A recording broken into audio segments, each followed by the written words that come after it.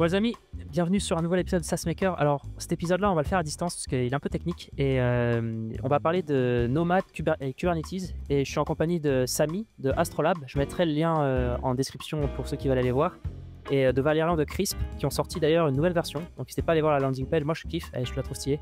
Donc Merci. ça vous donnera des idées sur du design, etc. au niveau de l'UX. Donc moi j'ai une question, on va commencer avec toi Valérian. C'est quoi un orchestrateur en fait? Comment tu pourrais définir Kubernetes et Nomad à quelqu'un qui a un SaaS et qui utilise par exemple comme moi des scripts, des GitHub Actions et PM2 par exemple pour faire tourner tous ces processus? Pourquoi il devrait utiliser un orchestrateur? Qu'est-ce que c'est? Et puis après on va parler un petit peu OK. de tout ça. OK, donc je vais commencer déjà peut-être avant d'expliquer par le problème, qu'on a à notre époque. C'est-à-dire qu'on est dans des infrastructures aujourd'hui pour, héberger les applications web, mobiles et cetera. Donc tout ce qui fait tourner les serveurs, donc ton API, tes microservices dans le cas de Crisp. On est dans des infrastructures qui se complexifient énormément puisque la demande, des utilisateurs en termes de features sur les applications sont de plus en plus complexes. Donc en fait, on est amené à, développer tout un tas de back-end soi-même et d'héberger tout un tas de bases de données, et de systèmes tiers, sur ces serveurs et de gérer les configurations un peu à l'ancienne, à la main. Donc, tu sais, tu as un serveur que tu te connectes en SSH, un Debian et tu fais tes apt-get install, MySQL, machin, machin. Tu fais tourner tes applications Node.js ou autres, avec, PM2, ouais, c'est ça, par exemple. Et tout ça, en fait, ça marche quand tu dois développer ton application pour la première fois, mais en fait, plus ton business grossit, tes applications aussi, quand tes serveurs grossissent avec elle et la complexité, de ça. Et après, ben, tu vas peut-être, dans le temps, ajouter des gens dans tes équipes, qui vont, avec toi, se connecter en SSH à la main à tes serveurs, ce qui est une très mauvaise pratique. C'est une bonne idée. Du coup, à un moment, il va se passer une situation où tu peux avoir, je sais pas, je prends les cas extrêmes, un incendie dans ton data center, une énorme coupure électrique et tu vas devoir en urgence reconstruire toute ton infrastructure. Si tout a été fait à la main, comment tu fais? Tu as peut-être mis de côté, en fait, finalement, des backups, texte de tous tes fichiers de configuration, mais les liens entre tes serveurs, les adresses IP qui permettent à tes serveurs de communiquer entre eux sur le réseau local, ce qui définit la taille de tes serveurs et cetera, où tes applications, tes bases de données vont tourner. Tout ça, en fait, ça a été défini à la main dans un dashboard web avec des serveurs, sur lesquels tu t'es connecté en SSH. Donc, ça devient de plus en plus un problème avec les applications qui deviennent de plus en plus complexes. Un orchestrateur, en fait, il fait tout simplement, il permet tout simplement d'automatiser la façon dont tes applications tournent. Donc en gros, l'idée, c'est que tu définis de manière déclarative, des fichiers de configuration que tu vas donner à l'orchestrateur et qui vont définir: «OK, bah, là, je configure, mon API en Node.js, par exemple. Elle a besoin de tant de ressources. J'en ai besoin d'avoir, je sais pas, d'en mettre 8 par exemple. Donc tu auras 8 instances de ton API qui vont tourner en parallèle, et j'ai besoin que ça tourne dans telle région du monde, et cetera, et cetera. Tu vois? Tu mets plein de règles. Tu envoies ça à ton orchestrateur qui est un peu une boîte noire, une black box et l'orchestrateur fait en sorte que, il te trouve la ressource pour que ça tourne. Donc il va t'assigner ton application sur un serveur et ton application va être téléchargée. Donc généralement, on fonctionne avec Docker. Donc tu prépares des images Docker. Heu, c'est déjà la première step d'ailleurs quand tu veux, passer à Orchestré, l'orchestration. ouais. Là, l'image Docker va être téléchargée sur le serveur et puis, l'application va magiquement tourner. Et ensuite, tu peux lui définir quelles sont ses relations avec d'autres applications ou bases de données. Donc, j'ai besoin du MySQL, tac, voilà, tout ça. Et donc, en fait, l'orchestrateur va aussi gérer la façon dont tes applications se parlent entre elles et comment est-ce qu'elles s'enregistrent, en fait, sur le réseau. Donc, tu auras des noms de domaines, en fait, qui vont être générés sur le réseau local. Donc, tu pourras appeler, par exemple, tu vas définir un serveur MySQL, tu peux l'appeler, je sais pas, crisp-database, tu vois? Bah, ça va être un nom de domaine qui sera généré sur un nom de domaine privé sur ton réseau local et tes applications type en ton API, elle pourra se référer à son nom de domaine pour, se connecter à ton MySQL. Toi, tu as pas besoin de penser adresse IP et ça tourne sur quel Ou serveur, tout port, ça. etc. Ouais. En fait, tu écris tes fichiers de définition pour toute ton infrastructure. C'est assez laborieux, je le cache pas. C'est assez error prone aussi, et ensuite tu l'envoies à l'orchestrateur et l'orchestrateur se démerde pour, converger, on va dire, vers cet état. C'est-à-dire qu'il a un état, cible et dans toutes les situations, il va converger, vers cet état. Et donc l'idéal aussi avec un orchestrateur, c'est que ça te fait atteindre, c'est que si jamais tu as un serveur qui est mort, quand tu as une machine virtuelle qui est cramée, il faut la réinstaller à la main. tu plus les backups, tu es en vacances. Quand tu as un orchestrateur qui est intégré avec ton cloud provider, donc DigitalOcean, AWS, et cetera, il sera lui-même capable de dire: «OK, j'ai besoin de créer automatiquement une nouvelle machine virtuelle», Debian, par exemple, pour remplacer celle qui vient d'avoir un problème, tu vois? Et réallouer, redéplacer, en fait, automatiquement tes applications vers cette nouvelle machine virtuelle qui est en bonne santé. Et donc, tu as aussi une propriété de un peu auto-healing. Donc, l'orchestrateur va chercher à ce que ton état soit tout le temps respecté. Genre que tu es tout le temps, dans mon cas, par exemple, si je définis que j'ai envie d'avoir 8 API, 8 répliques de mon API, j'aurai 8 répliques de mon API qui vont tourner, tu vois? Il se peut qu'à des moments, mon état ne soit pas respecté quand tu as des migrations, et cetera. Mais l'idée, c'est que ça fait tout le travail qu'un humain fait de manière automatique. Et ça gère le load balancing, j'imagine, entre chaque requête, c'est ça? Exactement. Donc on sera souvent sur du load balancing au niveau TCP et non HTTP. Et après tu as tout un tas de connecteurs qui te permettent par exemple sur Kubernetes de parler à des load balancers, qui sont fournis par ton cloud GCP par exemple dans Google Cloud, DigitalOcean, et cetera, pour créer des load balancers au niveau HTTP. OK. Et toi, Samy, c'est comme ça que tu définirais aussi, les avantages d'un orchestrateur ou tu en vois d'autres et ce qui t'a poussé un petit peu justement à partir sur ce type de DevOps? Alors, oui, effectivement, OK, il y a une grosse partie, hein, il y a un résumé qui a un vrai apport, de valeur, dans tes opérations quand tu gères une infrastructure, en production. Mais il y a quand même une vraie, vraie valeur ajoutée que moi personnellement, qui m'a vraiment poussé à y aller, c'est vraiment la partie sécurité. Puisque du coup, quand tu vas configurer un petit peu ton infra, tu vas pouvoir mettre des règles pour faire en sorte que typiquement, par exemple, si tu as une instance de Next.js qui est accessible, tu sais que c'est quelque chose qui va être qui va être accessible sur internet et que derrière tu as tes web services, du coup tu vas mettre des règles, ce qui s'appelle des network policy qui vont complètement, isoler, on va dire cette instance-là et donc tu es sûr que tout ce qui est en amont, tout ce qui est derrière est plutôt protégé et tu vas aller, t'amuser à faire un urbanisme de plus en plus, on va dire, abouti pour justement, aller, chercher, plus de sécurité, isoler les composants critiques de son système et ainsi de suite. Et donc ouais, effectivement, c'est vraiment, on va dire un couteau suisse qui te permet d'aller un peu plus en profondeur dans ce que tu peux faire que en termes d'archi, d'urbanisme. Et Les le éléments Graal, critiques, c'est quoi? Attends, les éléments ouais, critiques, ce pardon. serait les bases de données, par exemple, c'est ça? Oui, OK. principalement les bases de données. Si tu traites des données clients, forcément les bases de données, tu l'isoles. Mmh. C'est pareil, si tu veux crypter les discussions entre tu as Next.js et puis d'autres solutions. Du Mmh. coup, tu peux aller crypter le réseau, avoir des certificats, locales, hein, gérés localement, qui vont, venir, chiffrer un petit peu les discussions que peut avoir ton front-end par rapport à ton back-end, par rapport à ta base. Si on prend juste un schéma assez classique où tu as généralement ton front-end et ton API back-end et ta base de données, Mmh. ce qui est une bonne pratique, c'est complètement d'isoler ton back-end et ta base de données et de faire en sorte que les discussions qui se font côté de ton front-end vers ton back-end, soient chiffrées et puis se passent par un réseau, par un namespace, hein.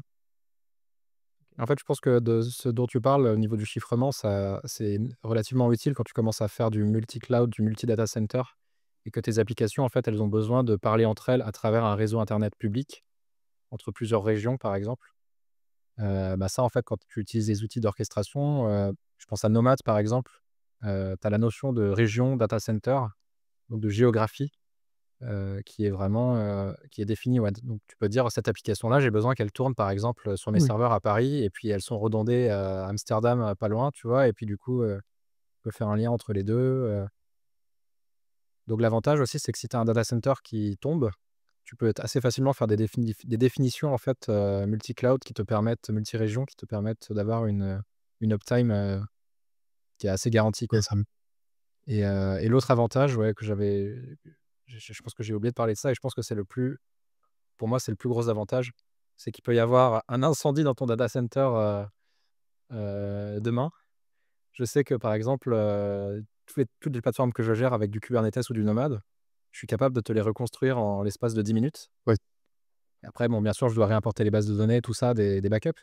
Mais en fait, en quelques commandes, je suis capable de te recréer constamment, enfin, toute l'infrastructure qui prendrait à la main peut-être plusieurs jours, voire semaines, en fait, à redéfinir. Et ça, c'est un gros avantage pour dormir la nuit, on va dire, quand tu commences à gérer pas mal de serveurs. Mais c'est jamais arrivé ça, non? Enfin, pour tout de l'autre côté? Bon Non, après mais en fait, c'est quand tu gères des grosses infrastructures, tu commences à prévoir, bah, ouais. tu sais, l'événement de Black Swan, quoi, le Doomsday, event et enfin, tes utilisateurs aussi commencent à demander d'avoir quelques informations sur comment est-ce que tu gères ça, puisque eux-mêmes sont Ouais. concernés. Ouais, et puis En fait, ouais, ouais. il y a un dernier avantage, en plus, moi, que je rajouterais, c'est vraiment le coût. Enfin, au final, heu, même avec Astrolabe, initialement, je commençais à avoir des espèces de workers qui vont commencer à traiter énormément de données. Je devais de plus en plus squaler, scaler, enfin, up ou down. Initialement, donc j'avais, vraiment une infrastructure un petit peu classique avec des bennes et tout. Et j'étais chez AWS et je me suis rendu vite, compte que en fait, si je commence à gérer un petit peu ce scale up, scale down avec les solutions, que proposait AWS, bah, j'allais vraiment payer énormément, sachant que et voilà, allez. Et donc du coup, je suis passé sur Kubernetes, sachant qu'il y a une learning curve assez conséquente par rapport à ce que peut proposer AWS.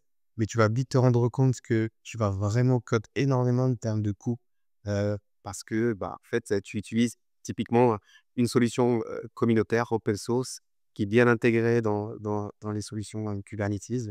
Je dis n'importe quoi, mais tu peux par exemple utiliser Nginx comme load balancer, heu enfin, pas vraiment, mais pas vrai.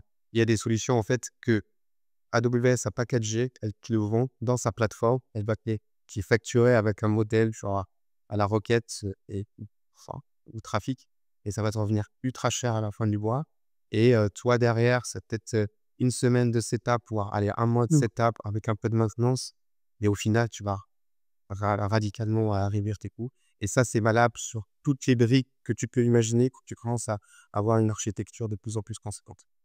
Et donc, ouais, le dernier avantage, c'est admettons que toi, Julien, tu passes, pour The Company's API à Kubernetes. Donc déjà, tu peux Ouais. exploiter, tu peux avoir les avantages du fait d'avoir plein de machines virtuelles, on va dire, sur un cloud provider, tout en étant sur ton bare metal, qui coûte pas cher. Parce que tu peux Sur très Scaleway, par facilement, exemple, ouais. ouais, c'est ça, tu peux très facilement isoler les ressources entre elles, tout ça, sur un gros serveur. Et justement, tu peux te dire, vu que tout est sourcé dans une version des fichiers de configuration, tu vas tout stocker sur un dépôt Git, par exemple, tout ce qui définit, en fait, comment est-ce que tes applications tournent. Donc, nous, chez Crisp, on a appelé ça les définitions, tu vois? C'est un dépôt qui s'appelle définition. Et en fait, n'importe qui, donc toi ou Yael, peuvent, changer un peu la configuration de l'infrastructure et tout ça, c'est traçable. C'est-à-dire que tu vois les commits, ça les changelog. Si quelqu'un fait une erreur, tu peux rollback.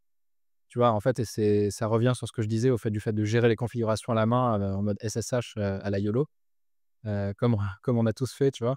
Bah, c'est ce qu'on fait nous, hein. Si, Enfin, quelqu'un dans ton équipe, en fait, fait une connerie, tu vois? Tu peux pas savoir, genre: «OK, comment est-ce que je la rollback?» tu vois? Il faut que la personne soit là, qu'elle soit pas en week-end, vacances ou quoi que ce soit. Là, tu as un commit Git, tu peux très facilement le rollback. donc ça tu parlais de sécurité, Samy, mais en fait, tu as aussi une sécurité, ça te protège contre toi-même et contre aussi Ah bah, oui. tes Les employés. impulsions, ouais, ouais. Exactement. En fait, tu vois, bah, de ce que je vois, du coup, l'orchestrateur, c'est genre un outil qui automatise à la fois le déploiement, tout ce qui est, gestion aussi, ce que tu parlais, voilà, et aussi, du coup, la mise en échelle de tout ce qui est, des applications containerisées et cetera. Et la Donc ça, c'est dans résilience. les grands ouais.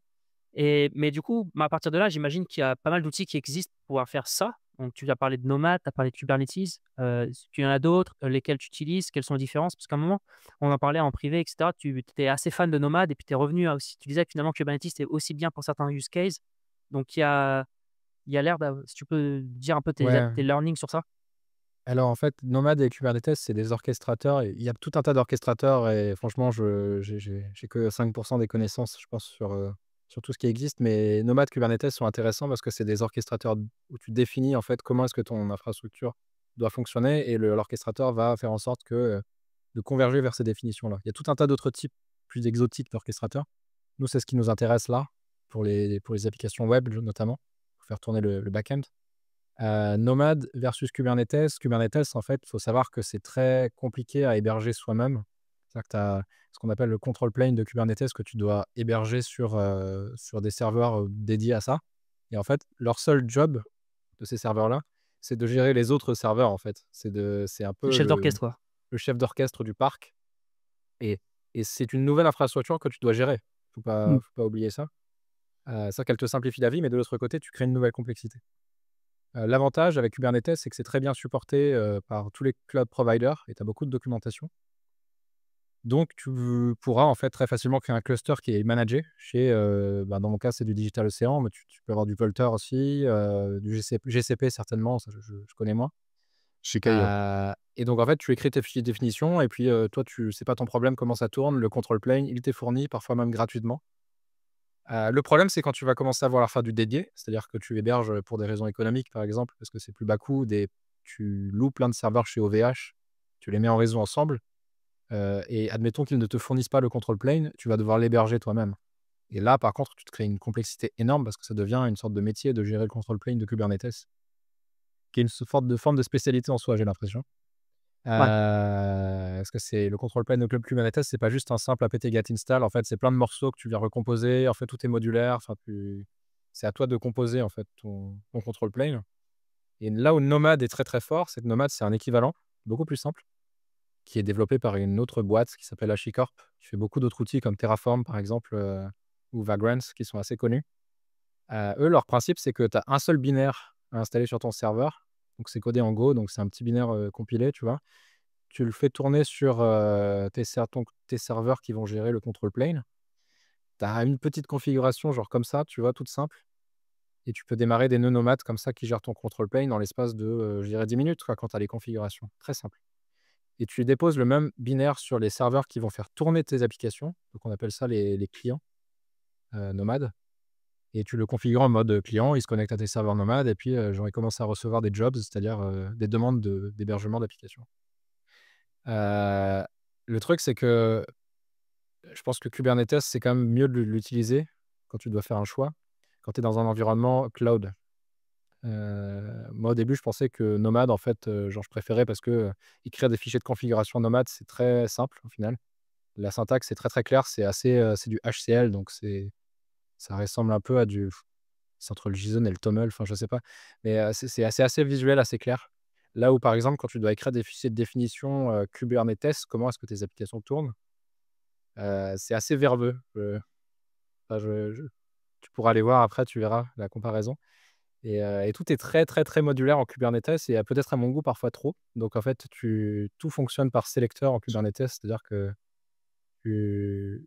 c'est un peu compliqué je pense, à expliquer, mais admettons, je fais tourner une application, et que genre je veux pas que pendant que je fais une migration Kubernetes que je mets à jour le control plane Kubernetes, genre je veux pas qu'il y ait genre toutes mes API qui tournent, en fait, elles soient détruites en même temps, tu vois? Parce que ça mettrait ma plateforme 100% down. Mm. Et là, pour ça, tu es obligé de créer quelque chose qui est optionnel et que tu apprends par l'erreur.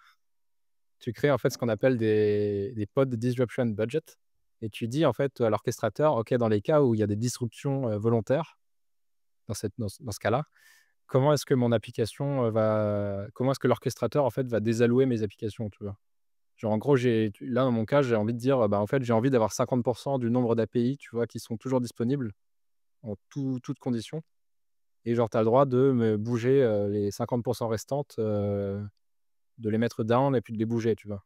Comme ça, mon application crisp, genre, mon service sera pas down pour mes utilisateurs. Mais si tu mets pas ça, tu peux très vite tomber à une API dans le cas de migration. Genre, tu as dit 8 API. Et en fait, l'orchestrateur, si tu fais une mise à jour de version, il va te dire: «OK, bah, je les ai tous butés, en fait, pendant la migration et il m'en reste plus qu'une ou zéro et ta plateforme, elle est down», tu vois? Et tout ça avec Kubernetes, c'est des trucs tu apprends par l'erreur et tu définis ça, genre en mode tu expands, en fait, tes fichiers de configuration avec tout un tas de configurations supplémentaires qui viennent extend. Mais c'est pas des choses qui sont by default quand tu prends le template, tu vois? C'est ça que je voulais dire. Et alors que Nomad, bah, c'est beaucoup plus clair, en fait. Tout est un peu plus unifié dans le fichier de configuration. Et je te laisserai peut-être continuer, pardon, si tu veux, Samy, Non, non, ouais, c'est, si tu as d'autres alors juste choses à peut-être dire sur Kubernetes. non, du coup, pour compléter, donc peut-être juste un peu de contexte. Donc Kubernetes, lui, il est sorti en 2014 et donc c'est Google qui l'avait mis, en open source. Et Google l'avait donc sorti en se basant sur une solution interne qui s'appelait Borg chez eux, qui permettait du coup de gérer, principalement le scale pour des solutions comme YouTube ou Gmail à l'époque. Et donc, quand ils l'ont mis en open source, à partir de 2015, donc il y a ce qu'on appelle la Cloud Native Computing Foundation. C'est une fondation un peu qui découle de la Linux Foundation, donc qui s'approprie un petit peu le sujet, pas approprié, qui a intégré Kubernetes dans son portefeuille de solutions open source qui ont pour vocation de venir à rendre plus mature le marché cloud et surtout promouvoir l'adoption du cloud. Et ils sont financés principalement par des acteurs comme AWS ou Google et compagnie. Et donc, au fur et à mesure, on s'est retrouvé avec une solution Kubernetes, initialement qui était principalement adressée à l'orchestration, l'automatisation, à la gestion scale. Et on s'est retrouvé du coup avec cette solution qui est au noyau d'une panoplie de solutions qui vient enrichir un petit peu l'expérience et l'usage de Kubernetes comme infrastructure. Et donc, on va retrouver de plus en plus de pratiques qui vont venir accompagner ce que disait Valéria, la mise à déploiement, la mise en prod, le scale-up, scale-down, pour rendre de plus en plus l'expérience aux développeurs et aux opérations de plus en plus simple. Donc, typiquement, la gestion des fichiers YAML, des fichiers configuration, c'est sûr que utiliser la gestion des fichiers YAML telle qu'elle est écrite dans la documentation pure de Kubernetes, forcément compliqué. Mais si tu commences à rajouter du coup, des librairies ou des solutions qui sont justement simplifier un petit peu l'usage, ça rendra un petit peu le maintien des fichiers plus simples. Mais ça peut être un avantage, comme ça peut être un inconvénient, parce qu'il y en a certains qui vont te Exact. dire, moi, je n'ai pas envie de me retrouver avec une panoplie de solutions pour faire En une fait, les opération. choses sont pas by default. C'est à toi de composer avec l'expérience. Et donc, la learning curve, donc la courbe d'apprentissage, elle est extrêmement longue, on va dire. Elle est grosse, quoi. Et tu dois te taper la doc de Kubernetes, je pense, plusieurs fois parfois pour bien comprendre, bien internaliser, en fait, La différence. les subtilités, on va dire, dans chaque recoin. C'est sûr, ouais. C'est sûr que c'est compliqué, ouais. Et donc ça, c'est le premier point. Le deuxième point, pour compléter un petit peu ce que disait Valérie sur Nomad. Alors, Kubernetes, donc aujourd'hui, tu peux avoir plusieurs distributions. Donc, tu as la distribution native, ce qu'on appelle bien Kubernetes native, qui est maintenue par la communauté. Mais tu as entre-temps on va dire une distribution un peu plus simple qui a vu le jour quelques années auparavant, là, qui s'appelle Key3s et qui est du coup finalement un seul binaire, un peu à l'image de ce que propose Nomad, que tu peux prendre, installer dans une seule mail. Voilà. Et là, tu as le cluster opérationnel avec un control play. Mais c'est vraiment un binary. Et si tu veux rajouter, donc là, tu l'installes dans une seule VM, tu te retrouves avec un seul node qui est limité. Si tu veux rajouter d'autres nodes, tu as la possibilité de la rajouter. Et donc, ça t'enlève toute la complexité que tu avais avant à vouloir gérer, du coup, à vouloir maintenir l'infrastructure nécessaire pour que, on va dire, le control play et le cerveau fonctionnent avant même de commencer à attaquer les workloads qui sont principalement tes applications que tu veux rajouter. Donc ça, c'est une distribution un peu plus simple. Aujourd'hui, on la voit de plus en plus pour des projets en production, mais on l'a un peu moins complexe que ce qu'on peut retrouver chez des gros acteurs. Après, tu as la distribution de Red Hat qui est OpenShift. Donc, OpenShift, c'est une solution portée par Red Hat qui est vraiment très enterprise et qui coûte ultra cher. Et c'est une solution qui est adressée à des acteurs qui vont vouloir faire du cloud hybride ou vous avez investi auparavant sur des grosses infrastructures en premise chez eux. Ils ont leur propre data center et potentiellement, ils ont d'autres serveurs dans le cloud. Donc, OpenShift vient regrouper un petit peu toutes les solutions open source pour la gestion de la cycle de vie de ton infrastructure cloud, mais se base principalement sur Kubernetes comme noyau dans sa distribution. Et puis après, tu as la version communautaire que la majorité utilise et qui est plutôt pas mal. Et en fait, juste pour finir, la spécificité qu'on commence à voir un petit peu sur les 2 dernières années, c'est qu'on commence à avoir des cycles de release de Kubernetes de plus en plus lents, parce que la communauté demande ça. Ce qui était un petit peu chiant avant, c'est qu'on se retrouvait tous les 6 mois avec une nouvelle version du Kubernetes qui venait casser un petit peu tout ce qui y a. Vas-y, je t'en prie, si vous voulez rajouter. Non, je confirme ce que tu dis, par mon expérience, oui. Tous les 3 mois, tu as une release et du coup, ça Ce qui était fait, en tout cas, je ne sais pas si c'est la politique de Kubernetes, mais les cloud providers l'appliquent. En fait, tu as un cycle de release tous les 3 mois et tu ne peux faire des updates de ton control plane, en tout cas chez les cloud providers, que de release en release. C'est-à-dire que si tu as de la discipline et que tu te connectes à ton dashboard tous les 3 mois et que tu fais update et que tu détruis toute ton infrastructure pour la reconstruire tous les 3 mois, parce que c'est ça une update en fait, de control plane. Tes machines virtuelles, elles sont détruites et elles sont réallouées avec les nouvelles versions du client Kubernetes, en tout cas chez les cloud providers. Eh bien, tu dois faire ça tous les 3 mois parce que sinon, tu as un support maximal en fait, et ça, je crois que c'est les politiques de 3 versions maximales. Et du coup, en fait, c'est-à-dire qu'au bout de 9 mois, tu as plus d'update et tu es forcé de les faire par le cloud provider. Et quand tu as des choses qui cassent, par exemple, et tu dois changer tes fichiers de configuration, et cetera. Donc ça, par contre, je ne l'ai pas vécu. J'imagine que c'est c'est double peine. C'est double peine.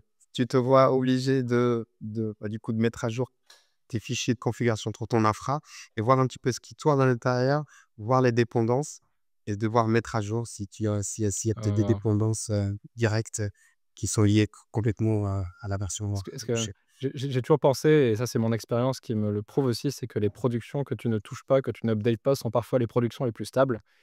Et que parfois tourner sur, tu sais, te forcer à faire en sorte que tes systèmes tournent sur les dernières versions, donc là on parle plutôt de bases de données et cetera, genre de mon expérience, bah, c'est pas forcément une bonne idée. Et là, ces cycles de release qui te forcent constamment à update en fait, en tout cas le control plane, ça peut créer des downtime en fait, en effet. Mais Et du coup, moi, j'avais une question, ouais, enfin, sur, sur tout ça, les orchestrateurs, parce que ça a l'air d'être quand même une sacrée machine, ça fait gagner du temps, et cetera, mais ça peut ça peut en faire perdre beaucoup, si on le fait trop tôt dans le processus de son produit, je pense. Et c'est à partir de quand maintenant, avec l'expérience que vous avez, est-ce que vous recommanderiez à quelqu'un de s'intéresser, à ce genre d'outil, par exemple, et quand c'est le bon moment, en fait? Quels sont les signaux qui font que c'est quand on commence à perdre, je sais pas, la moitié de ses journées à faire du DevOps? C'est quand est-ce que ça devient critique, en fait, de s'intéresser aux orchestrateurs? En fait, je pense qu'il ne faut pas être dogmatique. C'est-à-dire que quand tu commences ton SaaS, c'est petit, tu vois, tu fais tout tourner sur un VPS, hein, c'est la bonne vieille méthode et pas de problème à ça. Mais je dirais qu'il faut penser assez vite à ce que tes applications soient dockerisées, en tout cas, conteneurisées, parce que c'est la condition en fait indispensable pour une migration, vers un orchestrateur, à l'avenir. Même pour Quand tu Nomad, fais hein? tourner Ouais, même pour Nomad. Après Nomad, par exemple, ce qui est bien, c'est que tu peux te configurer ce qu'on appelle le driver. Le driver, ça peut être Docker, mais ça peut être aussi, ce qu'ils appellent exec. Et exec, en fait, c'est, tu exécutes une commande sur ton serveur hôte qui fait tourner, Nomad, le client Nomad, et tu exécutes en direct, comme si tu lançais une commande bash, ton application. Mais c'est pas du tout recommandé parce qu'en fait, l'idée, c'est que ton application, elle soit indépendante du système.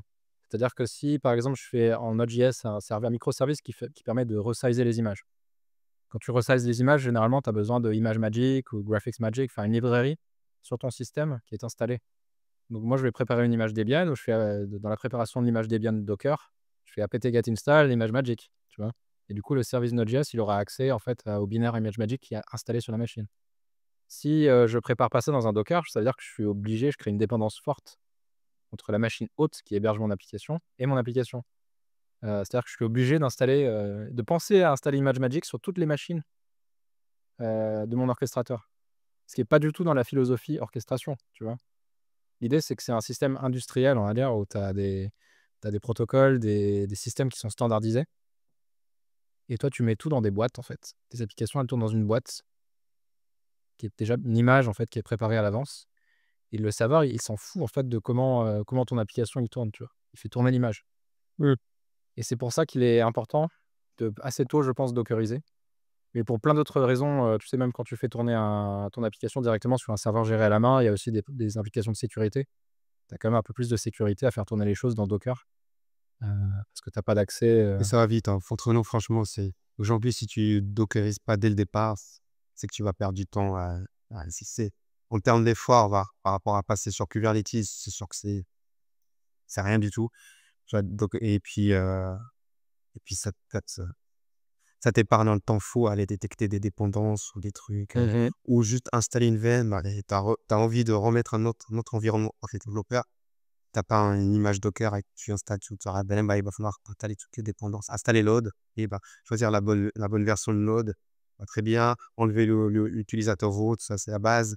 Et puis, git clone, machin bidule. Ok, bah ça, avec un file Docker que tu fais avec ChatGPT, tu l'as en 2 heures et puis tu l'oublies, tu le Clairement, ouais. rajoutes dans ton Parce que produit. justement, tu vois, si dans ton cas, Julien, si tu as ton serveur, tu as plein enfin, peut-être que je sais pas, ton API ou enfin, tu as ton Next, tu as peut-être une API séparée.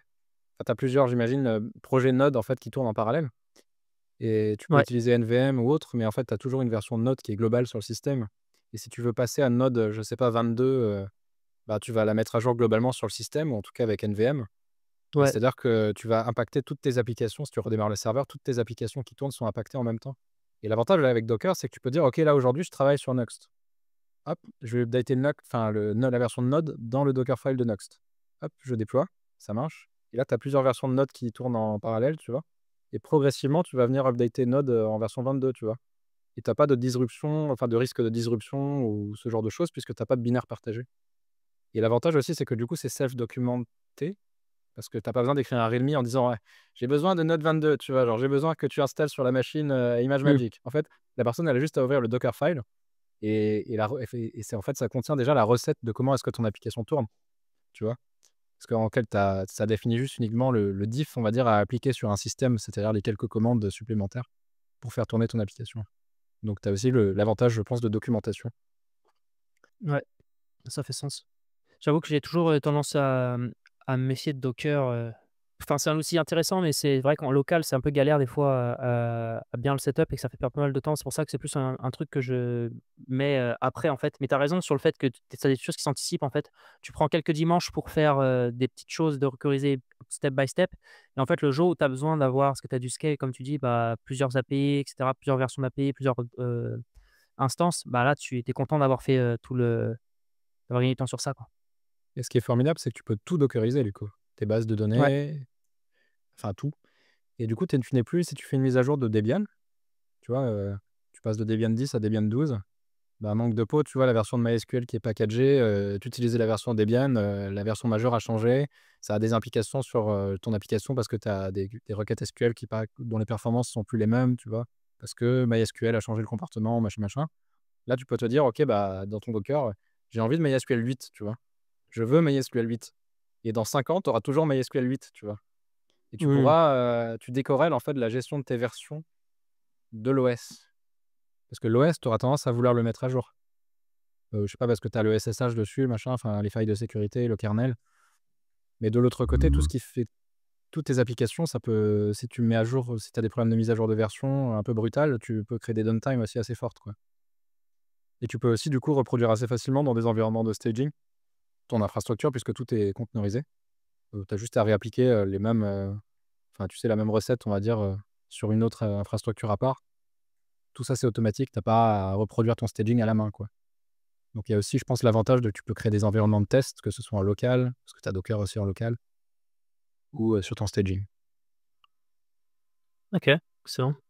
Après, donc moi, si je reprends du coup le cycle, bah, typiquement, aujourd'hui, là, je vais lancer mon SaaS je vais et maintenant qu'on va traiter un petit peu les différents cycles de lancement jusqu'au 1 000 000 heu, franchement, au tout début pour, MVP, pour prototyper, généralement, je vais pas m'emmerder, je vais prendre mon VS Code ou mon curseur et commencer à deb cheater le 1er truc. Je penserais aujourd'hui, c'est sûr que moi, pas typiquement, ça va être assez facilement de monter un fichier Docker et tout mettre dans Docker, donc je le fais. Ça va pas me prendre beaucoup de temps. Mais si je suis pas trop familier avec Docker, c'est pas grave, je prends tous les services qui existent. Vercel, si je fais du Next.js ou autre, voilà, sur le front-end.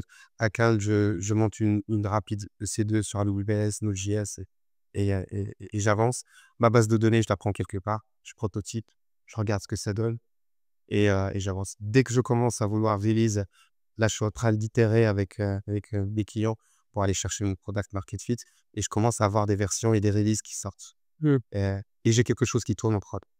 Dès que je commence à avoir quelque chose qui tourne en prod, je commence à penser à dockeriser parce que ça va permettre la portabilité, ça va me permettre de streamliner un petit peu ma phase de shipper code et entre shipper jusqu'à la prod, ça me permet d'aller vite.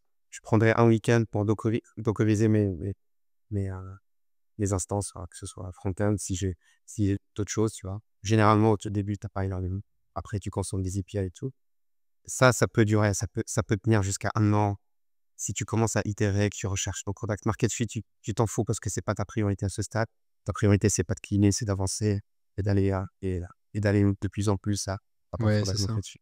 En fait, tous ces outils peuvent créer aussi beaucoup trop de rigidité dans ton processus et du coup, quand ton produit n'est pas défini, la façon dont ton infrastructure tourne n'est pas définie, parfois c'est peut-être mieux aussi c'est plus facile, je pense, d'expérimenter à la main sur un système en mode YOLO, quoi. Et quand les choses sont beaucoup plus définies, tu peux commencer à les graver dans le marbre et puis là, commencer à utiliser ces outils. Mais je pense qu'il faut pas être dogmatique. Ouais. Et ces outils-là commencent à avoir beaucoup de valeur si tu commences à avoir quelque chose à perdre, tu vois? Parce que tu as des clients, tout ça, et que du coup, tu dois aussi avoir un Oui. time to recover, on va dire, qui est faible grâce à l'automatisation. Donc, je dirais, ouais, faut juste considérer ces outils à partir d'un certain moment, mais peut-être pas tout dockeriser au début, en fait. Enfin, c'est important de garder aussi ces cycles itératifs courts. Je dirais que ça dépend, tu vois? Parce que c'est vrai qu'il y a dans beaucoup de fois, j'ai pesté, parce que je peux plus me SSH aux machines, tu vois? Et genre aller introspecter, investiguer à la main, tu vois? Je dois passer par, l'orchestrateur, tag, lancer une connexion dans un conteneur, machin. Et je pense qu'il y a tout un tas de paradigmes, qu'il faut réapprendre quand tu viens du monde, de la gestion de serveurs à la main. C'est vrai que tu peux toujours débugger, tout ça, te connecter aux machines un peu à la salle, mais il faut connaître les commandes, donc il faut tout réapprendre. Et ça, en fait, quand tu es en situation d'urgence, je sais pas, tu as une grosse downtime, tu dois débugger un truc avec un client. Si tu es l'expert du SSH, on va dire, et des commandes bash et que tu as pas l'habitude de comment est-ce que les orchestrateurs marchent pour faire des choses équivalentes, ça va te prendre un peu de temps, ouais, de t'adapter. Et ça m'est déjà arrivé, d'être dans des situations comme ça, quoi. Ouais, et vous avez des conseils d'ailleurs à donner à des développeurs qui démarrent sur ce type de technologie? Mmh. Bah, comme vous avez démarré, en fait, vous avez tapé En fait direct la doc et vous avez regardé un peu de vidéos sur YouTube, vous avez C'est fait quoi? prendre la première VM ou son PC, installer le Docker. Maintenant, il a déjà Kubernetes intégré et commencer à et puis, tester, quoi. je pense que l'orchestration, moi, j'ai fait l'erreur de commencer par Kubernetes et je pense que enfin, de mon point de vue, c'était une erreur parce que du coup, j'ai détesté l'orchestration, heu, pendant les premiers mois. Parce que j'avais pas le temps d'aller lire la doc, tout ça, de bien comprendre, donc j'essayais juste d'avoir quelque chose qui fonctionne. Et c'est tellement alambiqué parfois et complexe que j'aurais bien aimé avoir en fait quelque chose qui implémente les concepts de Kubernetes, mais plus simple, et en fait, c'était Nomad. Et je pense que c'est une bien meilleure façon d'apprendre, on va dire, pour, d'aimer l'orchestration, que de commencer par Nomad. Et après, quand tu commences à vouloir aller faire des choses plus avancées et plus extensibles, tu peux commencer à regarder, Kubernetes, ouais. C'est Ah plutôt ouais, comme donc en ça que fait, c'est intéressant je ce que l'aurais tu vu dis. personnellement. Et tu Moi, vois, j'ai dans un ton avis cas, contraire, Julien, mais dans la mesure où tu Ouais. fais tourner tes applications sur des dédiés, et j'aurais plutôt recommandé Nomad, tu vois? Dans la mesure où tu préfères utiliser un cloud provider, où tu as tout qui est déjà géré pour toi, le control plane, Kubernetes t'est fourni, même parfois oui, gratuitement, bah, franchement, Kubernetes, tu vois? Kubernetes. Moi, je dirais Kubernetes parce que, ce qu'on a la chose qu'on n'a pas peut-être abordée et qui est juste, personnellement, pour moi, un truc game changer, surtout quand tu as besoin de réaliser des nouvelles features, quand tu veux répondre un petit peu aux besoins de tes clients, c'est que Kubernetes a une communauté, mais tellement colossale que tu cherches tout et n'importe quoi, tu trouveras toujours un repo avec les fichiers qu'il faut, avec la config qu'il faut, avec un fichier Docker qui répondra à ton besoin d'une manière ou d'une autre. Et ça te permet déjà de ne pas repartir de zéro, et d'en partir de quelque chose et de l'adapter. Ça te permet C'est d'aller vrai que vraiment vite, en fait. ouais, pardon. Dans Vas-y, la je t'en prie. mesure où la communauté est très large, du coup, il y a beaucoup de ressources en ligne qui sont disponibles, et ben, GPT, il est clairement en mesure de générer des fichiers de configuration Kubernetes, genre nickel, quoi. Nickel. Et ça aussi, c'est Franchement, un ouais. avantage, en effet. Tu vois, les fichiers de configuration, je t'aurais dit que ça aurait été un problème il y a 3 ans, 4 ans, mais aujourd'hui, c'est plus un problème. Excellent. Désolé, je couperai, mais j'ai un serveur qui est tombé en même temps. Ah Oh, merde! Du coup, bien. je l'ai redémarré avec Raison de PM2 plus pour, justement. Ah, raison de Non, mais tu en vois? vrai, alors, maintenant qu'on Là, a tu parlé. vois, je te dis, voilà, on n'a pas abordé ce point-là, mais Kubernetes ou Nomad, quel qu'il soit, sont capables de faire des health checks. Donc en fait, tu définis la définition Kubernetes que genre, Mmh. c'est quoi la définition de mon API? Genre, quand est-ce qu'elle est en bonne santé, tu vois? Et du coup, tu fais des health checks avec des timeouts, machin, tu checkes les status code. Et si tu as un health check qui passe pas, tu lui mets une policy, OK, au bout de, je sais pas, 3 fois que ça passe pas, OK, bah, tu me la butes et tu me la réinstancies. Et là, tu vois, dans ce cas-là, si tu as une API qui est tombée parce qu'elle était attaquée, je sais pas, parce Mmh. qu'il y avait un bug, une erreur 500, un crash, bah, là, tu vois, ton Kubernetes, il te l'aurait buté, réinstancié et il y a pas de problème, tu vois? Et ça, Mais tu ouais, vois, ouais. ça, tu vois, rien que pour ça, ça va du coup, tu as pas besoin de te réveiller la nuit, ouvrir ton Mac, te SSH à la machine, relancer le process, tu vois? Mais en fait, tu vois, moi, je me dis que mine de rien, avoir des compétences en Docker le plus tôt possible, c'est pas plus mal. Après, Docker, c'est pas non plus très complexe, tu sais, en fait. Enfin, je veux dire, c'est à faire tourner des petites choses, en fait, faire tourner un Next, etc. C'est assez simple. Mais avoir des compétences en Docker, c'est pas mal parce que je pense qu'on tape beaucoup de choses dans le terminal et pour installer tout un tas de trucs, tu sais, avec les fameux tutos DigitalOcean, moi, c'est comme ça que j'ai appris le DevOps, hein, c'est avec leurs tutos. Mais le truc, c'est que en fait, quand tu fais le temps passé versus le temps que tu aurais passé à apprendre quelque chose et à maîtriser un système Docker, je pense que tu peux gagner plus de temps avec Docker sur le long terme.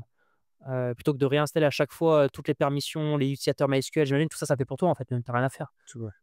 Tu, tu vois, tu peux avant même de commencer avec, Kubernetes, tu peux avoir ton Docker Compose. C'est vraiment un fichier, YAML que tu définis, dans lequel tu peux mettre plusieurs conteneurs.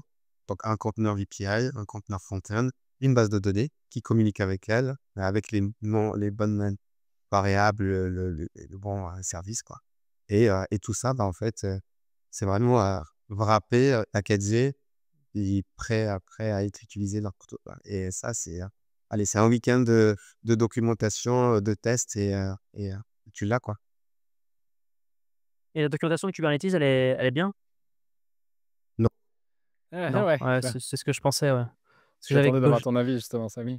Non, Parce que moi, je suis très biaisé sur ça, je non, non, préfère non, Nomad, quoi. moi, personnellement, à chaque fois que j'y vais, mais tu vois, le concept, je le connais. J'y vais juste pour m'assurer que tel flab ou tel machin, je me dis, mais c'est pas possible, enfin, c'est super, non. En fait, c'est tellement extensible que je sais pas, il y a des ramifications partout, tu vois? Et quand tu regardes dans la sidebar, en fait, toutes les features, il y a des choses qui sont listées, tu vois, dans des catégories qui ont rien à voir entre elles, tu vois? Donc quand tu cherches quelque chose, je pense qu'il vaut mieux demander à l'AI ou passer par Google que de chercher directement dans la documentation. Tu vois, ouais, si j'ai un conseil pour Julien, Conco, moi, je prendrais Key2S, j'installe, ou je prends par exemple DigitalOcean, je crois que les control planes sont donnés Il est très, très gratuitement, bon, là. De hein. toute façon, Très, il faut très bon. jamais installer son conteneur, son control plane soi-même, vouloir faire du self aussi. Et il est chez DigitalOcean, si tu crées un compte, il est gratuit. Donc, c'est-à-dire que tu ne payes que pour les machines que tu instancies. C'est-à-dire que tu as des machines qui gèrent ton Kubernetes, tu vois? Mais elles sont mutualisées avec d'autres clients de DigitalOcean. Donc, en fait, dans cette mesure-là, tu les payes, enfin, c'est gratuit, quoi. Après, tu peux aussi, si tu as une grosse infra, tu peux te dire: «OK, j'aimerais bien avoir mon control plane dédié», tu vois? Et là, tu payes à peu près une centaine de dollars par mois, je crois, pour gérer un control plane avec de la redondance, tu sais, où ils te mettent 3 serveurs. mmh. Bah, le control plane reste quelque chose de complexe qui demande une expérience et on commence pas directement à vouloir tout faire avec soi-même. En fait, Mais comme tu dis. même si tu es une boîte qui fait 100 millions, tu le fais pas. Ouais, non, Mis à part si tu as ton propre cloud privé en interne ça et c'est que tu as intéressant. Ouais. des sujets du gouvernement de données et Et puis un problème souveraineté. sur le control plane parce que tu le gères mal ou qu'il y a une downtime, c'est là une recette pour une catastrophe après sur ta production. C'est-à-dire que si tu fais beaucoup de, tu sais, d'upscale et de downscale automatique et que parce que tu as des trafics patterns dans la journée qui sont, tu sais, un peu wavy comme ça. Quand tu as plus d'utilisateurs à un moment, tu en as moins et que tu veux faire des économies. Donc, du coup, toi, tu ajoutes des serveurs, tu les retires, tu les ajoutes, tu les retires. Ça, c'est ton control plane qui va gérer ça, tu vois. Et si tu as un problème, s'il est down, bah derrière, en fait, ton auto-scaling, il marche plus, quoi. Ce genre de choses, tu vois. Tes applications peuvent plus s'enregistrer auprès du control plane pour qu'elles aient un nom de domaine, machin, enfin, que le proxy, du coup, réseau marche. C'est la catastrophe, tu vois. Ça t'ajoute une complexité et je pense qu'il vaut mieux déléguer, on va dire, la gestion de cette complexité à quelqu'un qui sait bien le faire puisque c'est son métier et toi te concentrer sur, ce que tu fais tourner, on va dire, ton application, quoi. Mmh. Et du coup, il faut être familier. Donc, deuxième étape, il faut vraiment être familier avec les concepts de Kubernetes, c'est des concepts qui vont te paraître un petit peu abstraits au tout début, quand tu commences à y aller. Mais on va commencer de parler d'un concept qui s'appelle déploiement ou un concept qui s'appelle service ou réplica. Et c'est des concepts qui ont été mûris, quoi. C'est le résultat quand même de beaucoup d'années d'expérience de gestion d'infrastructure dans Google, mais même dans d'autres boîtes, qui ont été revus. Mais qui permettront du coup de rendre les opérations DevOps, rendre les opérations de gestion d'infrastructure un peu plus simples et plus réalistes. Même si au départ, ça va te paraître un petit peu abstrait ce que c'est un déploiement, parce que tu dois mettre un fichier YAML qui va, du coup, on va dire, matérialiser le déploiement que tu es en train de faire. Tu vas devoir lui mettre plusieurs configurations et tu dois devoir lui rajouter non pas un conteneur, mais ce qu'on va appeler un pod, qui peut être un regroupement de conteneurs, mais qui est généralement un seul conteneur. Dans la majorité des cas, tu vas avoir un conteneur, un pod, mais dans certains cas un peu spécifiques où tu vas avoir des tâches de En données. fait, ces concepts que tu décris, ça peut être un peu mis en lien avec des classes, enfin la programmation objet, parce que Ouais, finalement, en Kubernetes, tout est un pod, tout hérite d'un pod, et après, tu as des spécialisations de type de pod, on va dire. Donc, c'est ce que tu fais tourner. Donc, tu as les replica sets, ouais, les stateful sets, les déploiements, et tout ça, c'est des choses qui dérivent de ça et qui vont avoir des comportements d'orchestration un peu différents. Par exemple, si tu fais de la base de données, c'est plutôt recommandé de faire un stateful set parce que, genre, généralement, tu peux pas burster en fait une base de données, tu vois? Alors qu'un déploiement, en fait, c'est burstable. Donc, quand tu et en fait, tu peux aussi gérer des principes où quand tu mets en ligne ta nouvelle version de ton API, tu auras genre des canaries deployment, enfin des, tu sais, des blue green, tout ça. Donc c'est là où mes connaissances s'arrêtent. Mais en gros, le Kubernetes est capable en fait de faire des déploiements progressifs où tu as des vieilles versions de ton API qui fonctionnent avec les anciennes, les nouvelles sont testées, tu vois, et progressivement tu effaces l'ancienne, tu vois. Et tout ça, c'est des concepts qui sont un peu théorisés, tu vois, qui sont implémentés. Tout ce qui est blue green, que tu vas pas faire sur une base de données typiquement, tu vois. Une base de données, tu en as, genre si tu as un cluster MySQL, tu as un master slave, tu vois. Tu en as toujours 2 qui tournent, par exemple. Tu en as toujours 2, tu vois. Si tu redéploies une nouvelle version, tu en auras toujours 2. Tu pas envie d'avoir 3 ou 4 qui tournent à la fois. Et c'est très différent quand tu déploies des applications que tu vois, tu as développées ou des bases de données. Et donc pour ça, tu as des types de pods différents. Il faut pas faire l'erreur, du coup, quand tu lis la doc, c'est pas forcément très clair, mais il faut bien comprendre en fait les implications de chaque type de pod que tu vas utiliser quand tu écris ta configuration. Mais du coup, juste peut-être pour rassurer, il y a des concepts que tu vas peut-être utiliser quand ta stack, elle fait, que tu dois gérer 100 millions Ouais. de requêtes par jour.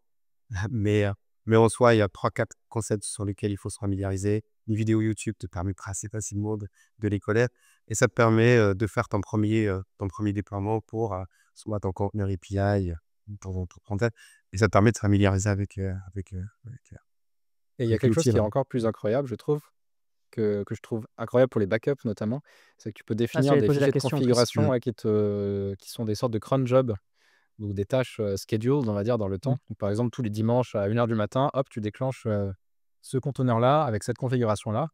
Et donc, par exemple, tu peux faire un conteneur Docker qui centralise le fait d'émettre des backups, tu vois, de se connecter à ta base de données, hop, de récupérer le SQL, de le gzipper et de le transmettre, je sais pas, sur un S3 externe.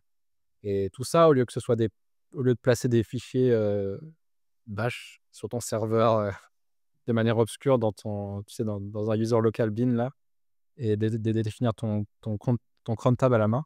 En fait, tu peux le définir pareil dans l'orchestrateur et c'est l'orchestrateur qui gérera la scheduling de déclencher tes backups, en l'occurrence. Ça peut être, par exemple, déclencher Let's Encrypt, Certbot, pour renouveler tes certificats, ce genre de choses, des opérations schedules.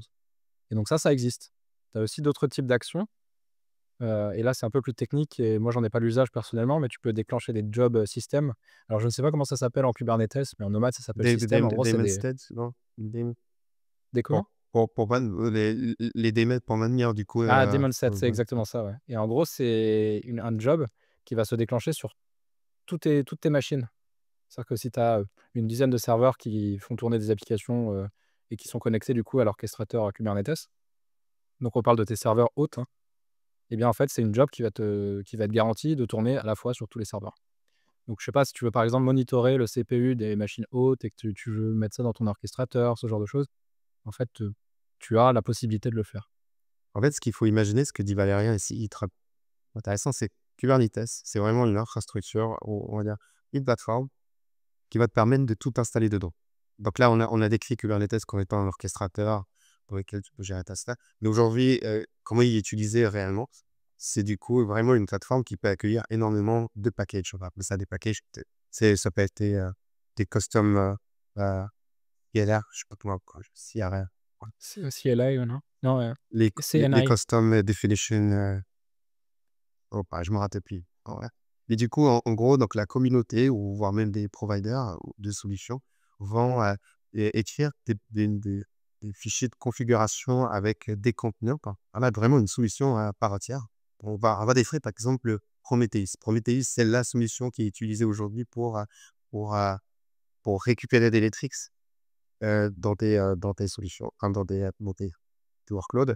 Et Prometheus, c'est une solution open source. Et c'est vraiment le standard aujourd'hui, un petit peu utilisé pour récupérer des Letrix. Pour lui, tu viens, tu set up et tu as des solutions de gestion de package qui s'appelle Helm, par exemple. C'est en ligne de commande. Tu tapes Entrée et tu as ton Prometheus qui est déjà installé avec toutes les configurations nécessaires. Et tu n'as pas à aller le configurer toi-même. Tu fais aller récupérer. Il y a des repos maintenus par la communauté qui vont récupérer toutes les bonnes pratiques un petit peu généralistes qui fonctionnent il y a 70% des cas. Tu l'installes et c'est production ready avec les bonnes pratiques et tout. Tu l'installes et tu ne prends pas la tête. Allez, Prometheus, il fonctionne bien. Il va falloir mettre maintenant un petit peu du visuel pour pouvoir suivre tes métriques. Là, tu vas installer Grafana. Grafana, ok, pareil, il y a une solution open source communauté. Tu vas l'installer avec Helm. C'est vraiment comme tu tapes sur Node, tu tapes yarn add ou ça, en fonction du gestionnaire de package. Bah, tu vas faire pareil et tu vas reprendre le standard des configurations de Grafana avec ton Prometheus. Et là, tu as un graphe, dans Grafana qui vont reprendre toutes les métriques CPU, RAM, bandwidth, protection rate. Ouais, quelque chose que tu ne peux pas, si tu veux le faire toi-même, ça va prendre énormément. Et du coup, tu capitalises sur toute la connaissance que la communauté partage pour aller vite. Et ça, c'est valable pour tout. Pour la partie networking, par la gestion des certificats, Cert Manager avec Let's Encrypt, c'est en 2 clics et tu as déjà du HTTPS sur tous tes endpoints. Il n'y a pas le tampa. Et jusqu'à très tard, on déconseillait d'avoir des databases dans Kubernetes parce que, par définition, Kubernetes était une solution stateless. Mais très tardivement, donc il avait un concept de ce qu'on appelle des stateful, mais qui permet justement de gérer des données au sein, qui gérait un état en fait au sein des clusters. Mais très tardivement, on disait il fallait des connaissances assez poussées dans la gestion des databases pour pouvoir justement héberger une base de données dans Kubernetes. Mais il y a des paquets, il faut dire, des initiatives open source qui ont vu le jour récemment. Et par exemple, si tu as du PostgreSQL, il y a Cloud Native PG. C'est une solution aujourd'hui qui est vraiment pensée, configurée pour avoir une base de données avec les mêmes standards et les mêmes niveaux de SLA que tu peux avoir si tu vas aller prendre une database chez AWS.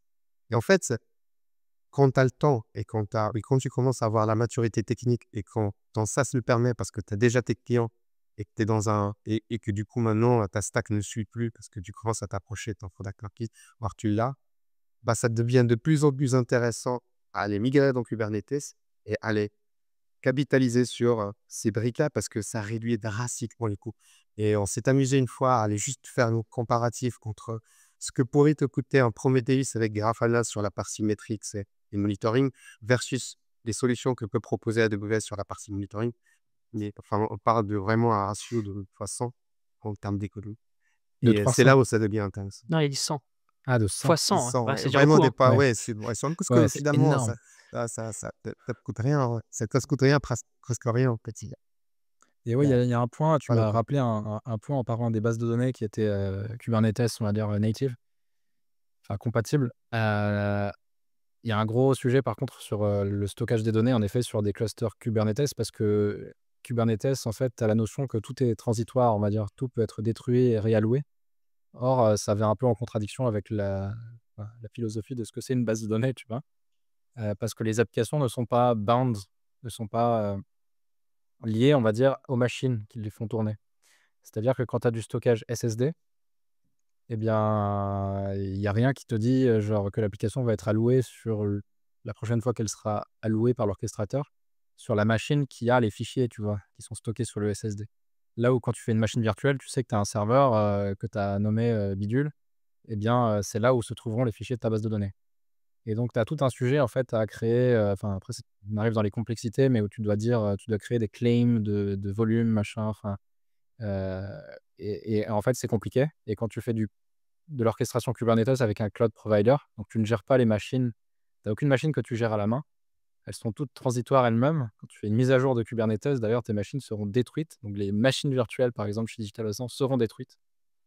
Eh bien, en fait, bah, tu peux pas du coup rely sur le SSD, c'est impossible.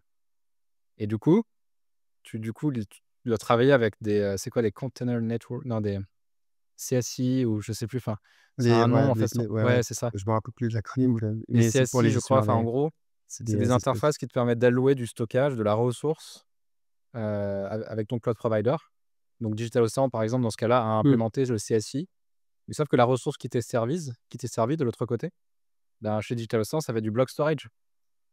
Donc en fait, tu peux vouloir héberger une grosse base de données avec un très fort trafic, un très fort IO disque, qui tourne très bien sur SSD. Bah, si tu veux être 100% Kubernetes, tu vas devoir utiliser du block storage en fait, pour être compatible, on va dire, avec le fait que les machines qui hébergent ta base de données sont transitoires, peuvent disparaître. Parce qu'un block storage, c'est simplement quelque chose qui peut être alloué à n'importe quelle machine et la donnée, elle persiste.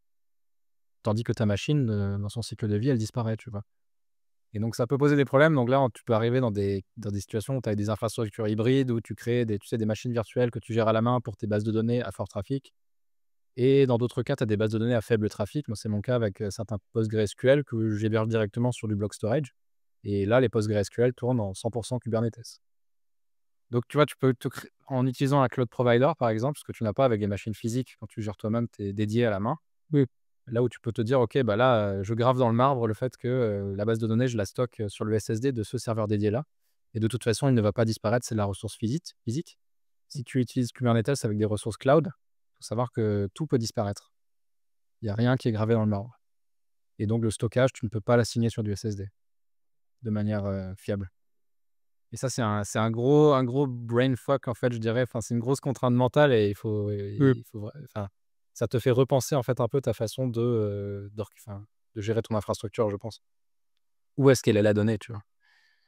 Ouais, mais maintenant tu peux maintenant, par exemple, sur la partie, gestion, du stockage dans Kubernetes, il y a des solutions, comme, Longhorn. C'est une solution du coup, elle te permet justement d'avoir, de gérer du stockage, de créer des volumes qui vont être, persistants, indépendamment du nombre de nodes, indépendamment, s'il y a des nodes qui sautent, parce que du coup, il va créer des réplicas entre plusieurs nodes et ces volumes vont servir pour pouvoir héberger des bases de données s'il faut. Si tu as de la SSD dans tes nodes que tu veux vouloir mutualiser pour réduire tes coûts. Mais ça, c'est vrai valable Ouais. vraiment dans les, C'est quoi le nom d'ailleurs, tu as dit? Langhorn, c'est comme le gros, taureau là OK. avec les grands animaux. Non, mais Et du il y a coup, une Jules, technique, tu vois, pardon, pour, qu'on a exploité, sur un sous-produit de Crisp qui s'appelle Mirage.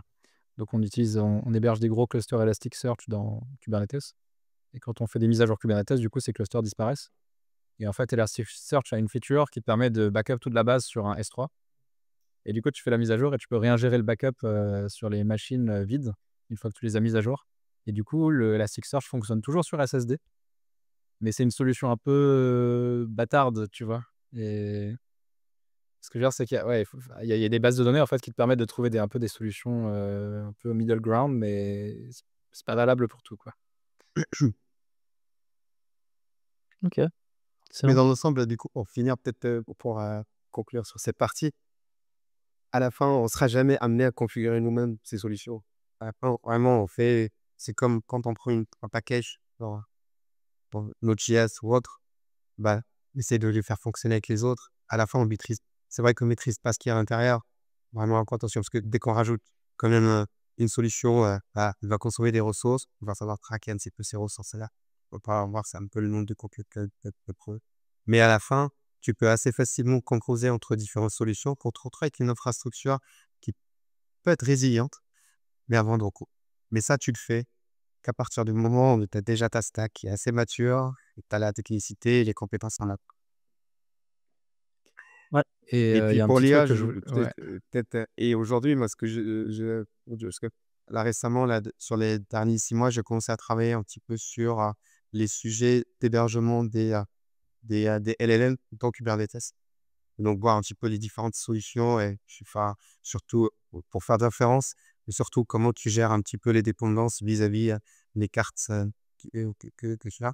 Ben, en fait, tu te retrouves avec aujourd'hui des opérateurs, des solutions qui vont faciliter complètement du coup l'installation des drivers NVIDIA si tu en as, faire de l'inférence à très grande échelle avec différentes solutions open source que tu peux installer.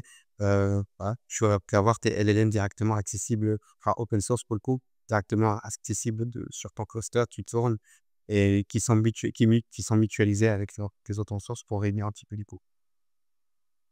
Tu vois, là, j'ai une app, c'est ça qui est cool.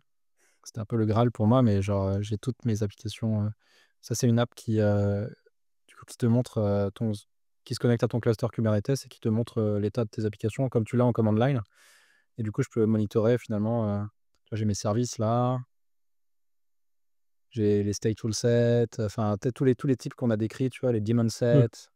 Donc là, normalement, j'ai un système qui check les GPU, justement. C'est marrant qu'on parlait de GPU, mais qui vient exécuter la commande NVIDIA SMI pour check si le GPU il est toujours en ligne. Excellent. On a des petits problèmes avec nos GPU.